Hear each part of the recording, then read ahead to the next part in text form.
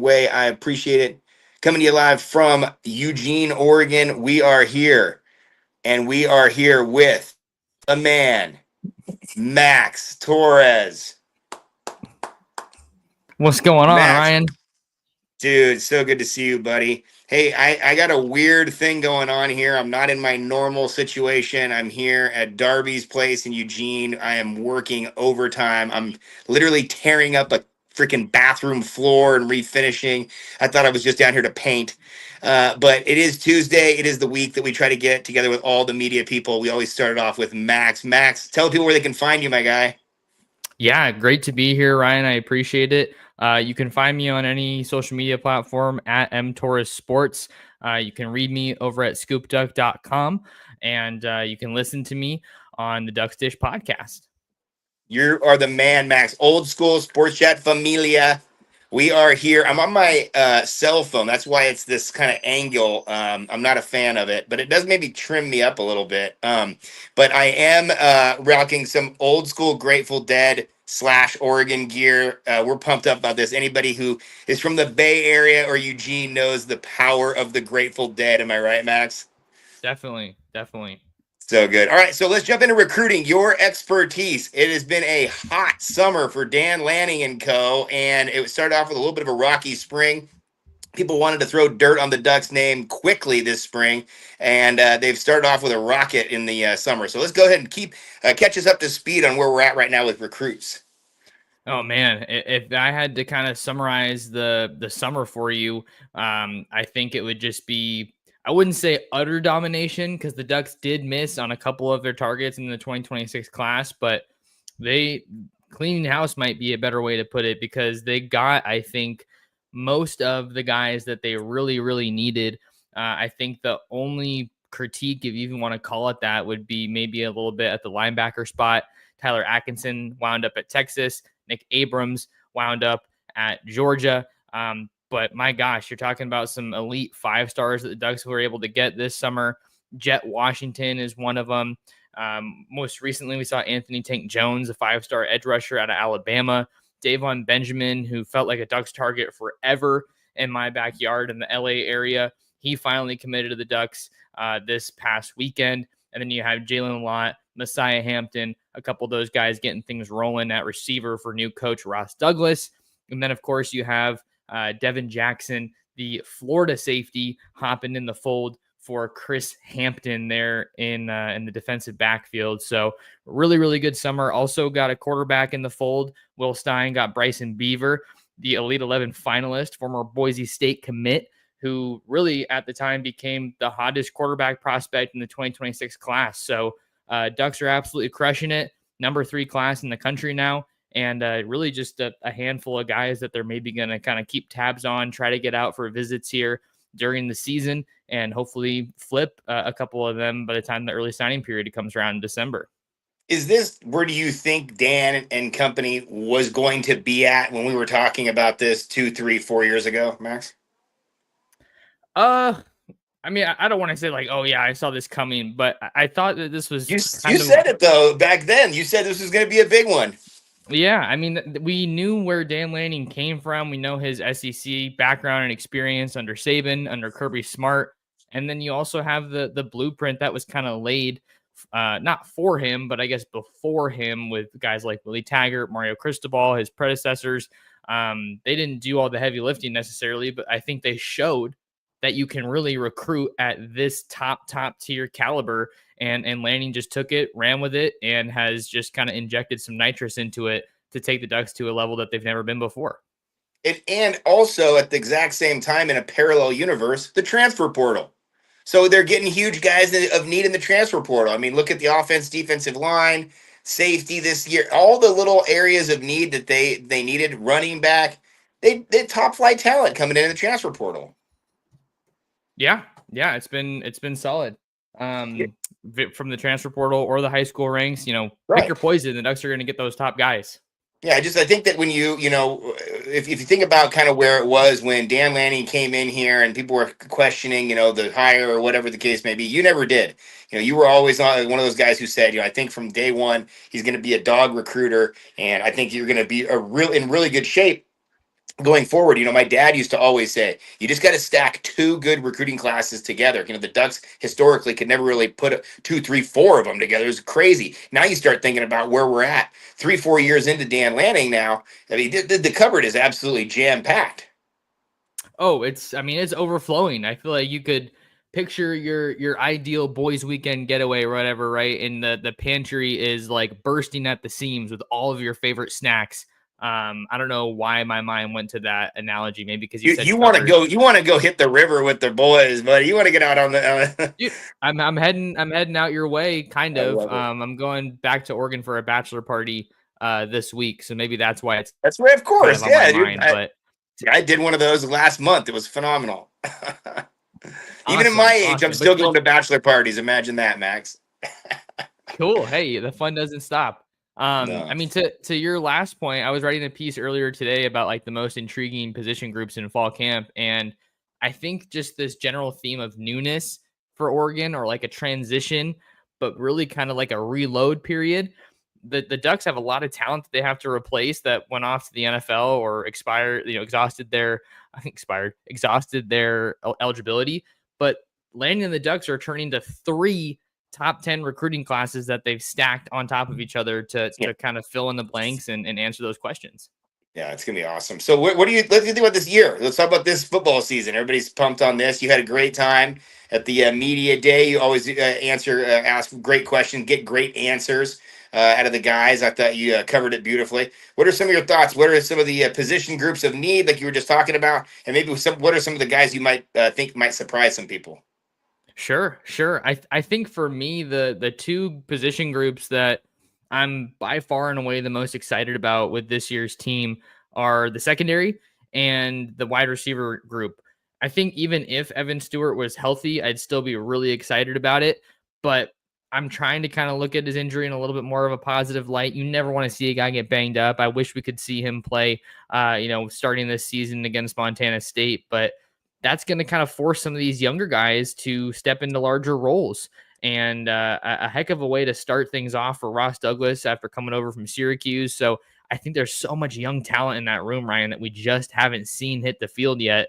And maybe that was a combination of them not being ready yet, or it was a combination of, some of these veteran guys they brought in from the portal, like your Tez Johnsons and your Trayshawn Holden. So now that Evan Stewart's going to miss some time, it's up for grabs. I feel like for some of these guys to carve out roles in this offense. And then the secondary as well is one I'm really, really excited about. All the starters from last year depart. Dylan Thieneman comes in from Purdue. Theron Johnson comes in from Northwestern. Jaden Kennedy from Ole Miss. But aside from that, it's all landing guys that were recruited here. Ify Obadegu is supposed to speak with the media for the first time since coming to Oregon later on today. I'm super excited for that. He's been someone that's had fans buzzing throughout fall camp. And then you also look at someone like an Aaron Flowers or a Kingston Lopa as well. Those are some other names that I'm really excited to see this year. And me also Naeem Offord at the 5-star plus corner. I think he was the number one corner from last year's class nationally. Like, pick your poison, Ryan. There's just so many guys we can talk about. Yeah. What about the offensive defensive line? Offensive line, I feel like is one of those. You're going to need both every single year. You're going to need to hit on the big recruits, and you're going to need the transfer guys, just because you have such a big room. So, what about the offensive line when it comes to the recruiting? I know, obviously, the big one was Nacho, but what about the rest of them there?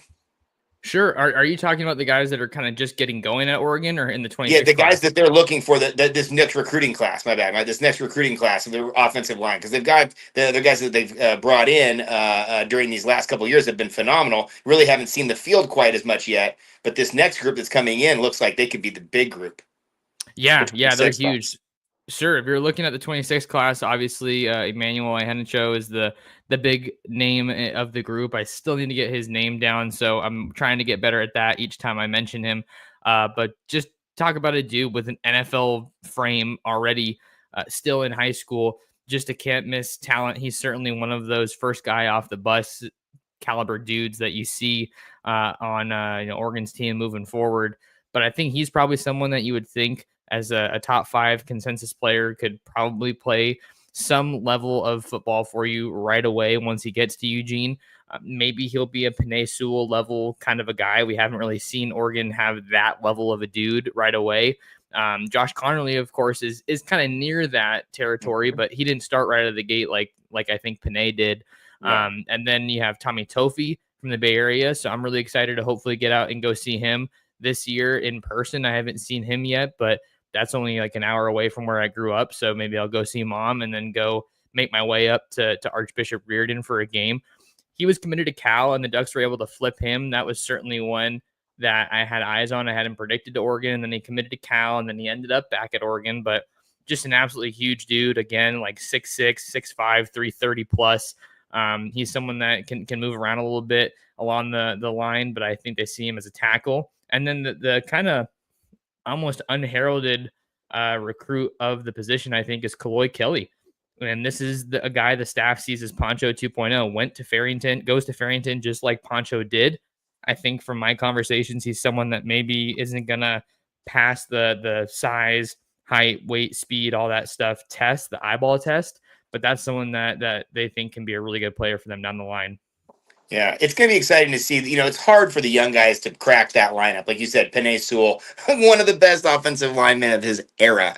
I mean, dude, in the NFL, I mean, in college, whatever the case may be. But it's going to be interesting to see how these guys look. I love how the transfers go in the defensive and offensive line because I feel like you can really test a guy. You know where he's at. He's got his kind of grown man weight. He's gone through the weight room program, the meal plans, everything else. And they're literally transformative humans coming from 18, 19, 20 years old at that size, weight. And it's nice to be able to get those guys because these guys can really take a next level. What do you think about the transfers that came in? Isaiah World, I think people are really high on. They think he could be one of the first day picks in the NFL draft next year. Yeah, Isaiah World's a guy that's already kind of getting that first round buzz, the first round billing, and truly another massive human being. Getting to see him in person, I think he's someone that's easy to root for. Seeing that he's another former San Diego Lincoln Hornet that is going to be playing on this year's squad along with Jalo Florence and then Achilles Smith Jr. We know that he is a Lincoln Hornet as well. Won a state title there last year before he got to Eugene. He's someone that a lot of folks are excited about. I think. I'm sure there's kind of just some things here and there that Alec Terry is going to want to tune up to make sure he's ready for Big Ten level of play because we know that Nevada and Oregon are on two different levels, but I think he's got all the tools to be the next great left tackle for Oregon. And I know that Dante Moore must have been smiling when he committed to Oregon over the likes of A&M, and then I think it was Nebraska was in the running as well. And then Alex Harkey is kind of the guy that comes in from Texas State, maybe has a bit of a chip on his shoulder because that's a little bit, lower level football, but he also spent some time at Colorado. And then kind of having a brain for, Emmanuel Pregnon, yeah. From USC. I mean, my God, what another massive dude. I didn't get to talk to him at the media day, but I saw him walking around and just every video I see of him, that's just someone you'd love to have along your offensive line. So I think you have three really good pieces. It's just a matter of gelling and chemistry, which is why I think a lot of people are kind of expecting at this point, Ryan. I don't know if you feel this way, but expecting some bumps and bruises, some hiccups out of the gate this year, like we saw against Idaho and Boise State. You hope it doesn't make those games that close, but that's certainly something that I think is kind of under consideration. And then I would honestly maybe do an honorary fourth transfer guy in Matt Bedford because he came over from Indiana. And then I kind of feel like I forgot about him a little bit and he got lost in the shuffle in my offseason coverage. But I got to listen to his interview and he really, really has an awesome head on his shoulders. And he's like, I got something to prove this year. Everyone's backing me. So I think that's going to be someone that we see a whole lot of this year if we're just talking about the transfers. And those guys are the old school throwback. Wait a year.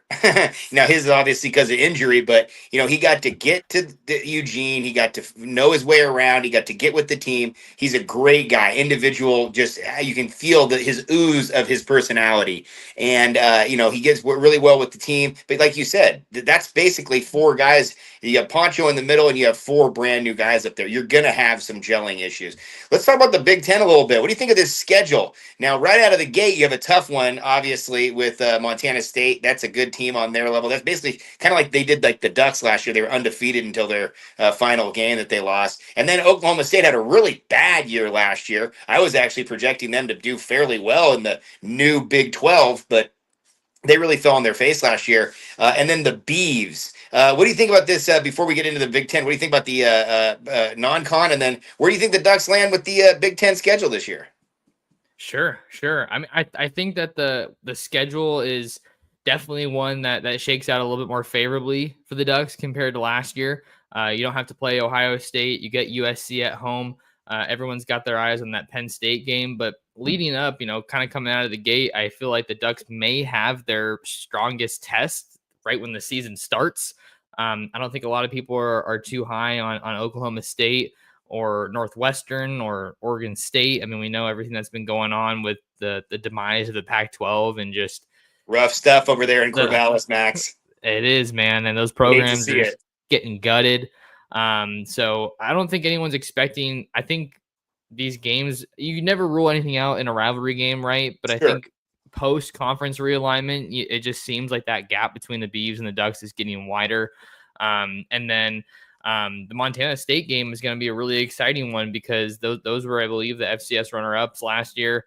That's not going to be someone that you can overlook to start things off. You're happy that you get that game at home for sure. But I could see that one being closer than people anticipate. Yeah, I agree. I think they're going to come out of the gate hair on fire, and the Ducks are going to have their hands full. But I think the Ducks will be fine. There's no Isaiah Worlds on the other tud. Montana State, if they're lacking in one thing, it's the guys who are 6'8" on the offensive line. What do you think about the Big Ten schedule? You got some interesting games. I think Wisconsin is always a tough one. Last year they posed the best game basically out of the whole thing. Out there, I don't know if it's gonna be the same at Autzen, but teams like Minnesota, those are always tough games to go up against. And I hate to say that they're a gimme, because I don't think anything's a gimme in the Big Ten. I think the only one probably in the whole thing is Northwestern on Oregon's schedule, maybe Rutgers a little bit, but Rutgers seems to be vastly improved over the doldrums of the Rutgers years. So what do you think about these Big Ten matchups? Now that we're second year in the Big Ten, we're almost on the same page as these guys. Last year, it felt like we were going to Disneyland for the first time. Now it feels like we have the season pass. Sure.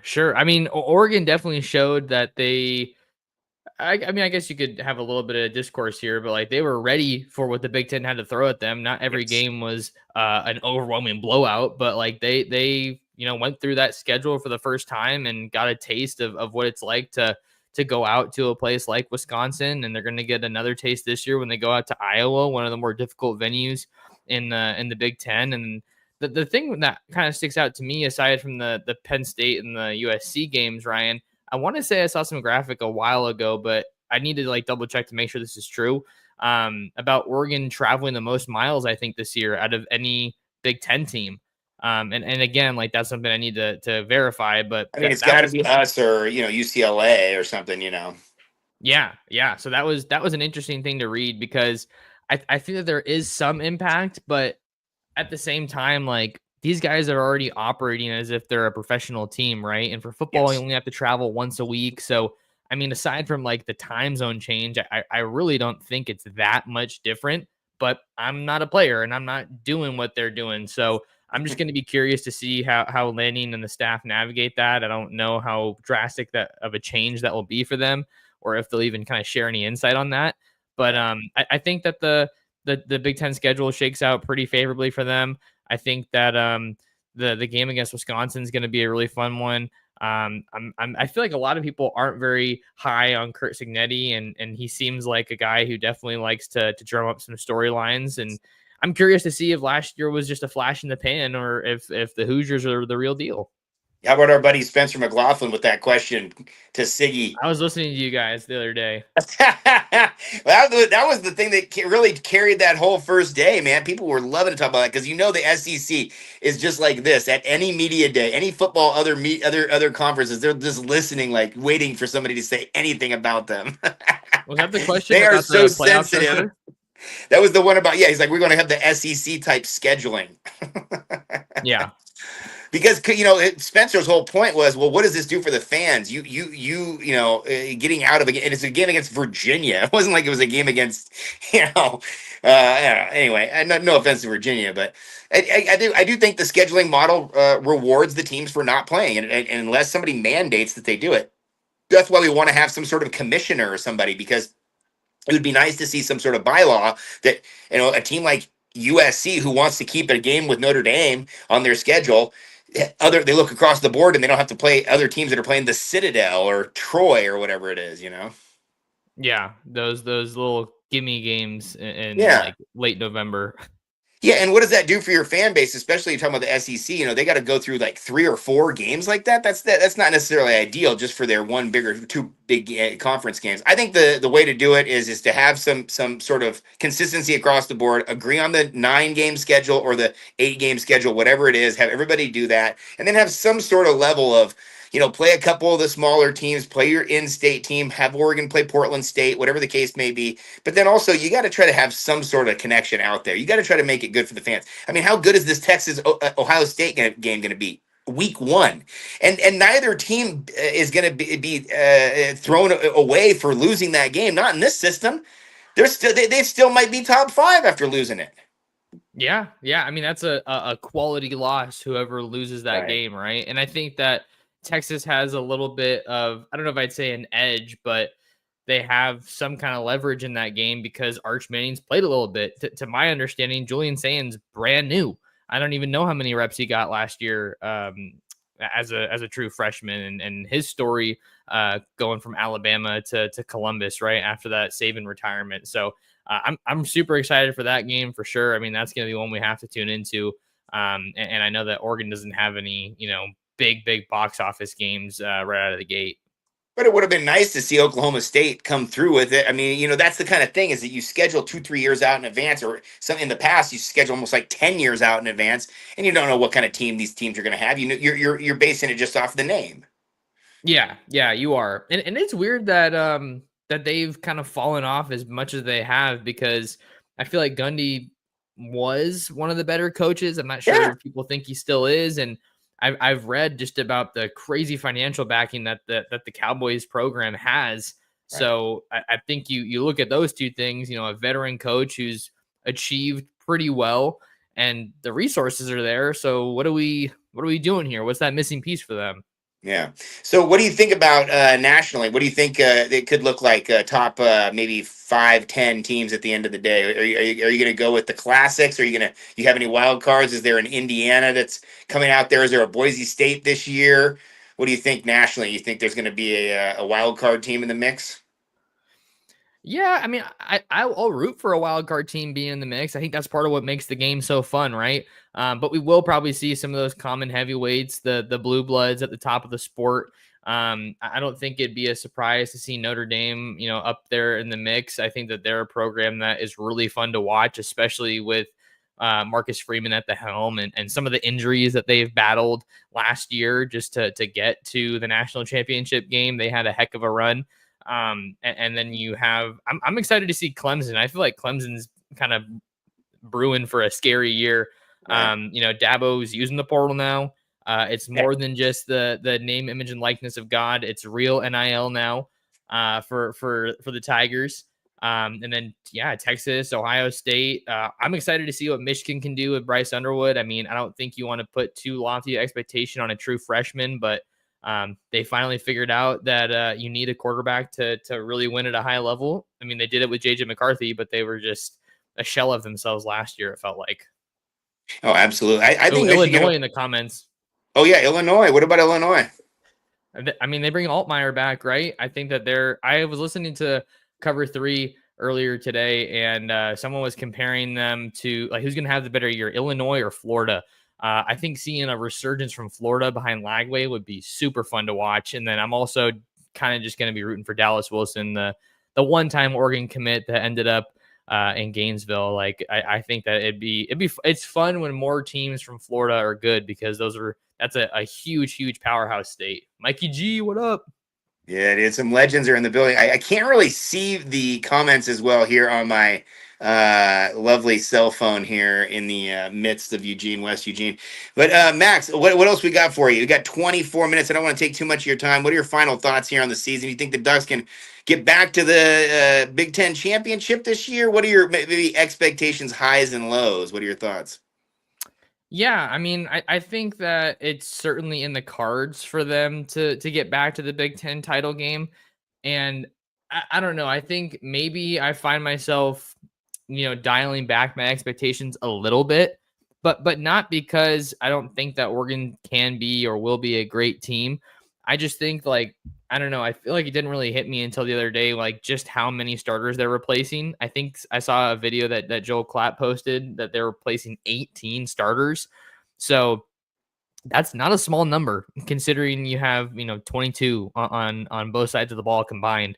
So it's just this theme of newness and transition, but Oregon's really trying to put their stamp on we're a program that reloads, we don't rebuild. And I think we already knew that was the identity, right? But like now we're really getting to see it because the past couple of years you've gotten the most experienced quarterback in the sport, literally, in Bo Nix and Dylan Gabriel, and then now you turn to a former five-star quarterback in Dante Moore, but a guy who's really young and just hasn't played that much. So it's kind of just like, all right, Landon and company, like, what do you guys have? What are you really made of when you don't have that experience to lean on? And we've heard it from coaches this offseason, whether it's Chris Hampton or Drew Maringer last night, that they believe that they're as talented as they've ever been. They just don't have the experience and they're a young team. So I feel like Oregon's kind of a wild card, as weird as that sounds to say, because they kind of have cemented themselves as one of the best programs in the sport.